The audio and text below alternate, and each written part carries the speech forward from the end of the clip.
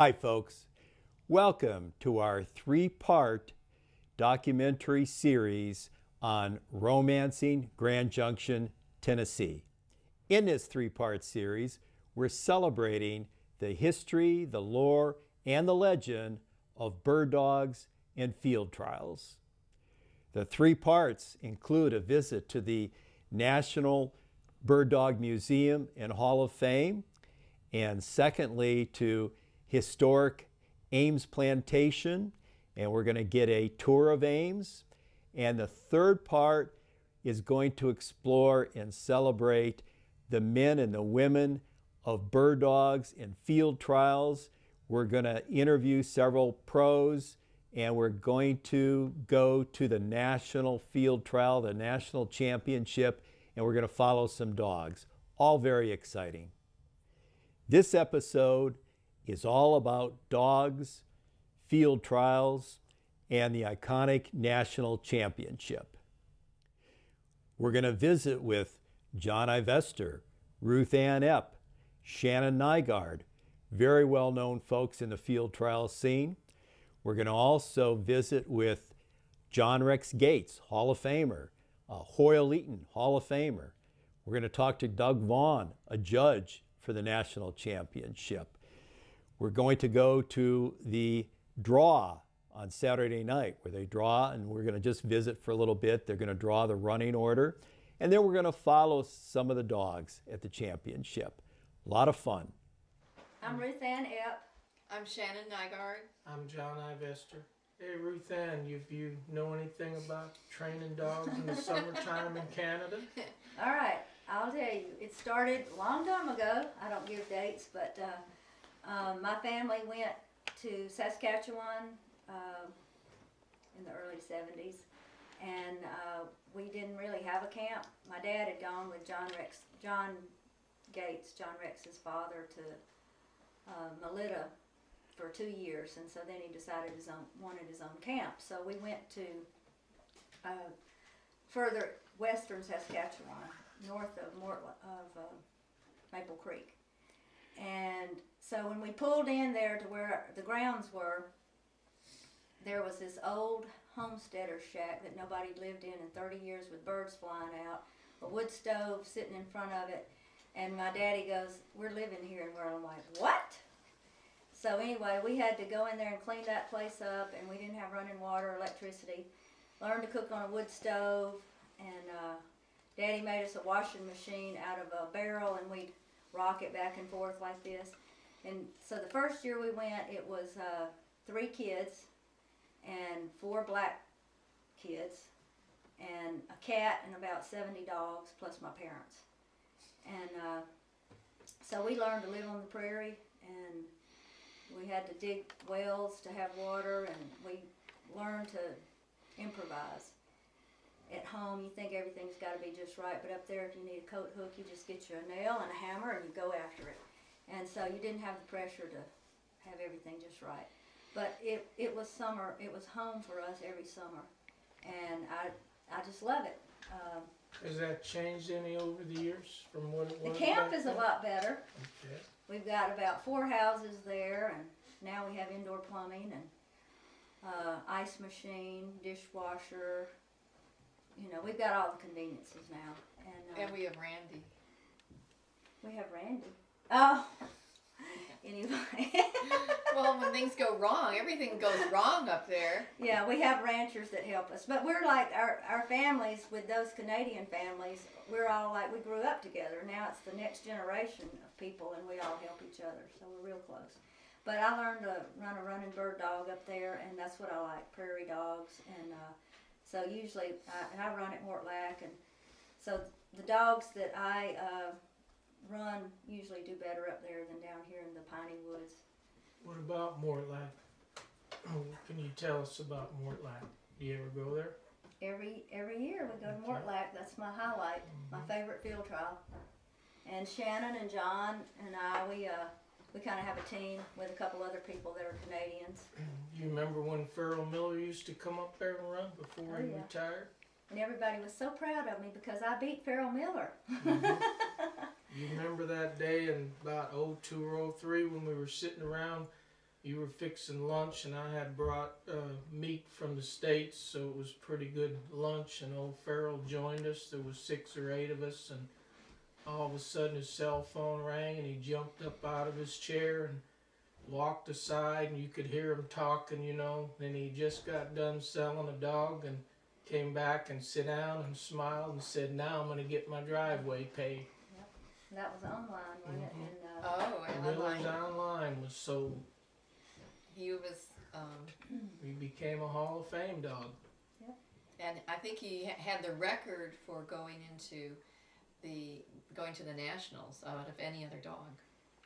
oh, yeah. Okay, Ruth Ann, so you spent all that time on the prairie. Here we're here at the National at Grand Junction. Did you ever run one in the National? Well, I didn't actually handle it, but I have. I had a dog, Updated Keepsake, who she ran here, I think, 3 years. How'd she do? One year she had 10 fines. I was pretty excited. Did your dad run her though? No, Billy Wayne Morton ran. Oh, okay. Okay. So Well- Shannon, you're here at the National. How come you're here this year? Well, I have the honor and privilege of having my first dog as a contender in the national championship. I raised Rosie out of my dog Phillips Miss Kate, who's out of Nathan Phillips breeding, and brought her along till she was 1.5 years, and then at a trial at the Robertson Ranch in Idaho, she looked like she had a lot of enthusiasm for birds and running, and so Richie Robertson, who's a pro, he took her and developed her, and he is who I credit with qualifying her. She won 2 championships on the West Coast, and so last March she qualified for the national championship. So she's out of my breeding, and she's out of Distant Shadow, which is a Montana dog too. So Rosie is the first dog out of Montana in 117 years that's been on the list.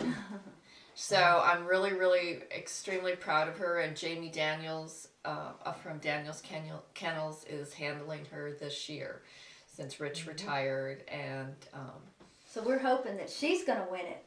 But John, what's it like to win? yeah, let's hear that So- story. So this is the 117th running, and my first year was the 100th running. So this is my 17th year. So we came out here on the 101st and ran in the first race, and we wound up winning the state by 42 entries, and our dog was just absolutely outstanding. So that was the biggest thrill of my field trial life, that being the 2000 National Championship.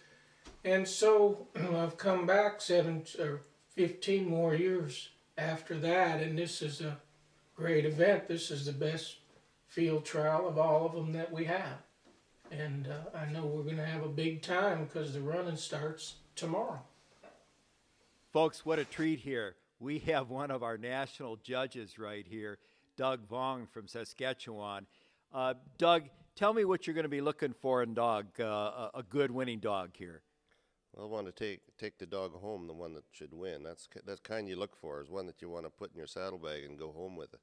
So, but actually, you're looking for a real fine animal with lots of power and good bird sense, and certainly knows what he's doing out there, and well broke, well trained, and one that knows his job out there. Great answer. Well, when you find that one, why tell me, I'll take it home too. So, people might wonder just what's entailed here. Now, you've come all the way from Saskatchewan to judge this trial in Tennessee. Now, do you bring your own horse? I used to, but unfortunately, we wrap our season up pretty early in the fall, and that's another 3 or 4 months until February arrives, and it makes it pretty difficult to have a horse in shape as well. They tend to grow a fair bit of hair, and consequently, you come down here, and they're kind of over-haired, so to speak. So I do not any longer bring them down. Well, great. Well, I admire the fact that you're going to be on horseback for a couple of weeks. I know I couldn't do it, but I know you're busy. Thanks so much for your time. You're welcome. Thank you. Again. there's more people have got dogs, that the dogs got control of the people than the people have got control of the dogs. Folks, we're here with Gary Lester, handler of the defending champion Miller's Dialing In at the National. Gary, you know, a lot of folks like to know just how you got the defending champion. How do you get the dogs ready for the National? Well, you know, the National Championship is a 3-hour stake. Most of the stakes we run in are 1 hour. And then to get a dog prepared for this, you know, the first thing is in the breeding. A dog's got to be bred with the stamina to hunt for 3 hours. And all my dogs are bred that way. What I really do is I try and get in their mind. I try and hunt them a lot, just try and get them to bird hunt and just get them to I work them in South Georgia, North Florida on some of the great quail plantations down there, and just get them to point a lot of birds. You know, I mean, I want them to have 10 or 12, 15 covey finds a day, and just really get birds on their mind, get competition out of their mind, just try and get them to relax and go bird hunting. That's great. Now, Miller's Dialing In is the defending champion. How does he look? Does he look like he's ready? Yes, sir. Dialing In, I call him Spec. Spec's on the money. I mean, I feel really good about running him here again. And I've got 2 other dogs that I think can be very competitive in this trial. You know, it's a lot goes into it. You know, you've got to have, you know, the right weather. Birds got to be moving, but I feel like I've got my dogs ready, and I feel like they'd be very competitive this year. Gary, good luck. Yes, sir. Thank you. Here's a treat for you. We have John Rex Gates, Hall of Famer, going to give us a few words. You know, the Gates family has more national championships, I think 10 to their credit, than certainly any other family in the field trial business. Combined, they have close to 300 championships. It's a great family, very well known. Mr. John Rex Gates. Well, with that introduction, here we are with John Rex Gates. John Rex, you know, and this was a long time ago, in Michael Duffy's book, he asked you, what's the perfect prospect? And your response was, there's no such thing. Well, tell me what traits you would look for in a good prospect. I'll tell you what I'd look for. First thing I'd look for is the breeding behind the dog, behind the prospect, because that pretty well proves down the line through everything. And then I'd look for an individual that was real classy, looked great doing what he was doing when he was a pup, and look happy about doing what he's doing, and on down the road there, I'd look for endurance. If he could stay out there and hunt hard, and you know, find a lot of birds and hunt hard, and that's the type thing. I look for an individual that had his own mind, and then I could work with his mind, hopefully. But he would be tough enough, or she would be tough enough, to make an individual dog that would really be a great companion to hunt with. That's what I'd look for. That's great, John Rex. Thank you. The other question I have for you is, you know, I've talked to a lot of Hall of Famers here, and a lot of them have gray hair. Is there a future for a younger person in the field trial business? There definitely is. The first thing a younger person needs to be, the first thing he's got to be a hunter. He's got to grow up hunting, because that's what it's all about. It's developing an animal that can really hunt hard and do the job like it should do it. And it's a lot of hard work. It's a lot of hard work, but it's a great reward at the end when you get a dog, an animal out there, and you train that animal. That animal goes out there and does everything right like it should do it. It's a great feeling, my friend. And I'll tell you something else. I had somebody poke out their tongue at me here a minute ago. There's something else about it. You can take a man can really help you, telling you how to train a dog, but if you will fool with enough animals, if you start fooling with them and fool with those animals, they'll teach you more than any man can teach you. I tell you, these animals are so smart. They are really smart. They can do things that we never thought about. If you can turn them and get their mind right and head them in the right direction, you can develop some great animals. Absolutely. I couldn't have asked for anything better. Did that work? Yeah. Thank you, sir. Thank you Thank so you. much. Thank you. I That appreciate worked. your time. That Yeah. worked.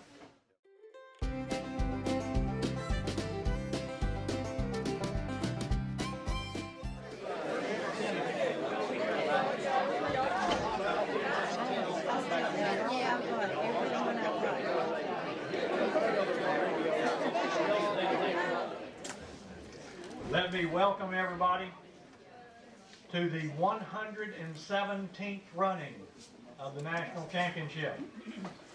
And lo and behold, this is 101 years on Ames Plantation. Isn't that, that's a lot of history, isn't it? All right, where was Dr. Huffman? He was here the first time, right?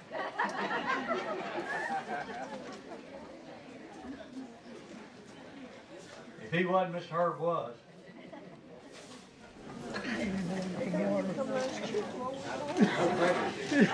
Let me tell you what kind of night it's going to be. The first dog that's been drawn out is a female that's in season. And we are going to hold this dog until we see what the next dog is, okay? The dog that was drawn out was number 30, which is Salem's Annie Oakley, Andy Dogger. We're going to hold that dog for just a minute and see what the next one's going to be.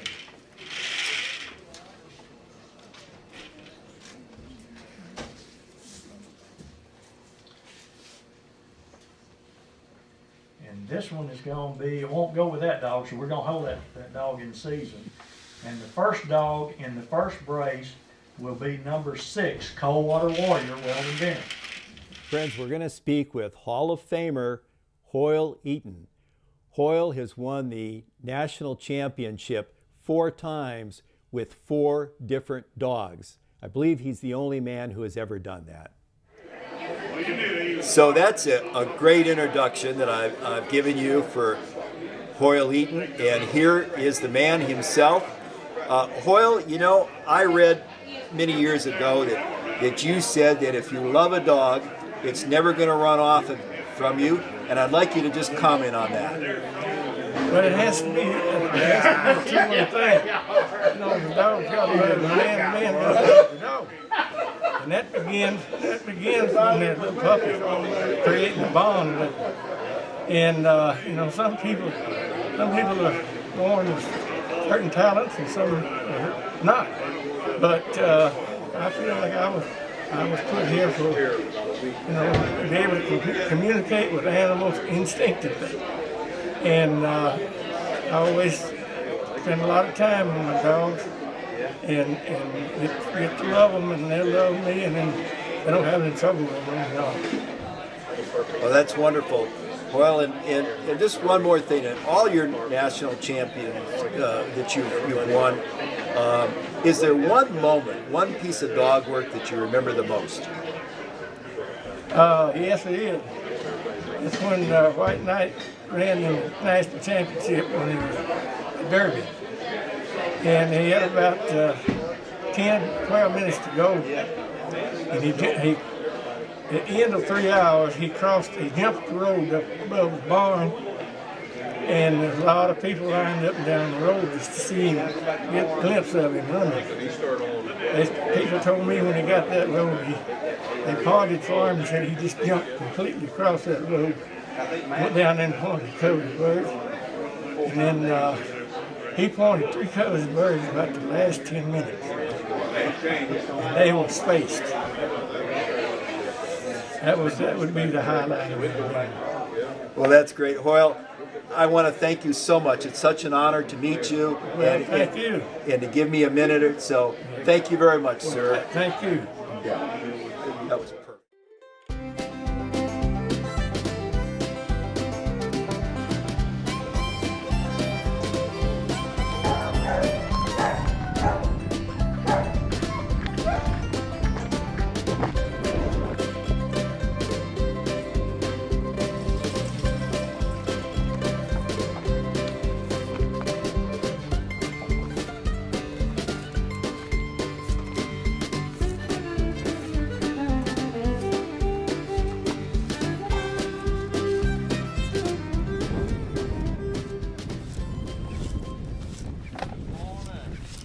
Morning, Kerry.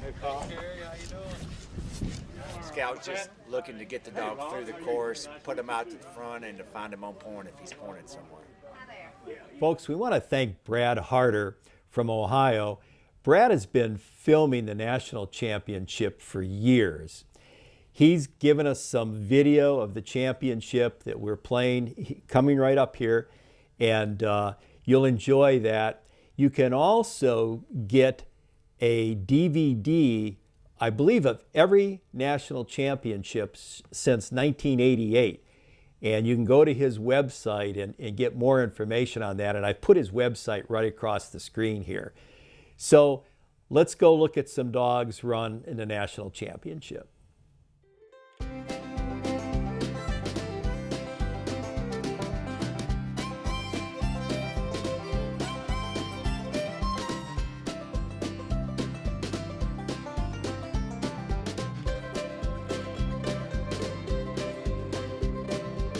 Running in this race are High Ground Jack's Jabba, owned by Chuck and Kara Kunde of Fossil, Oregon, handled by Lori Steinschauer, and Aaron's Muddy River, owned by Tommy Hamilton of Springfield, Kentucky, handled by Robin Gates. Please allow the owners to ride up front so they can see their dog's work. We do also remind you again to maintain a scout lane between the judges and the gallery. Have a safe ride. Thank you.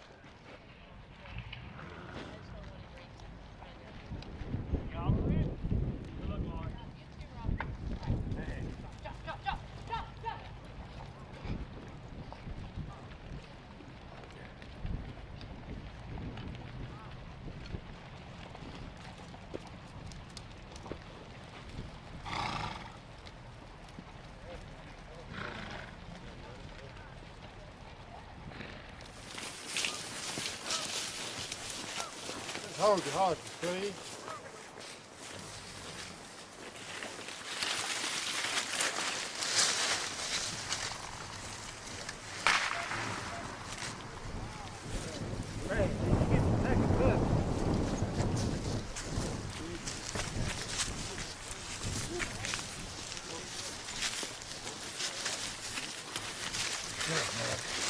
Here.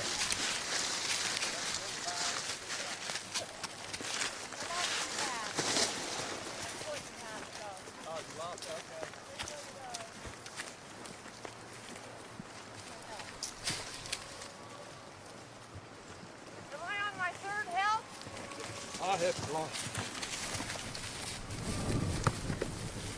Go, so pretty quick. I know. We're trying to start.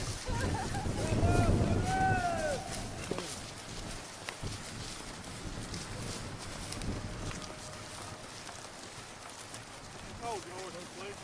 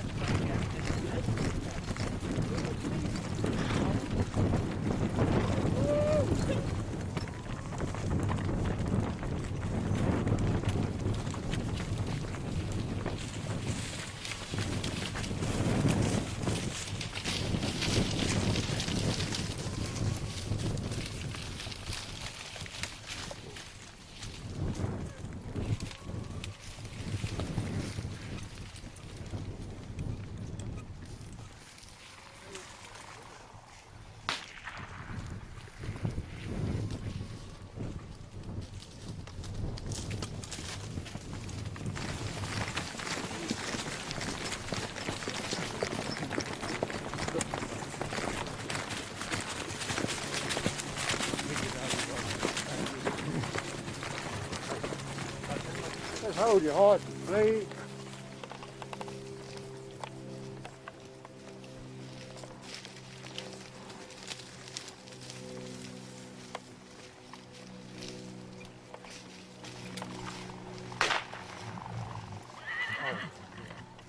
Oh my goodness.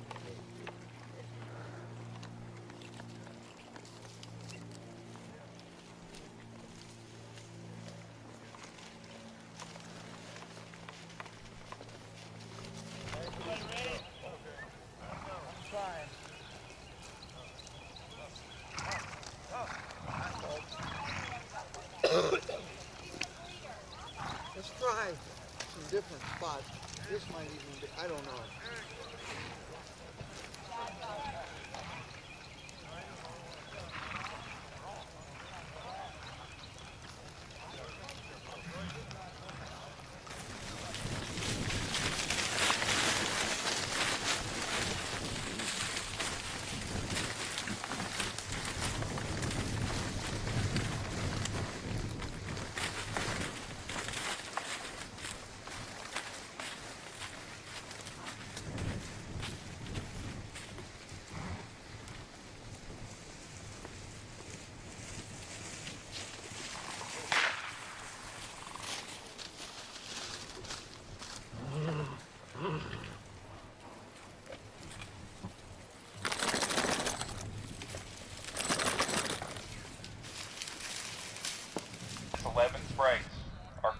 Boss, owned by Rick Stallings of Montgomery, Alabama, and handled by Steve Hurdle.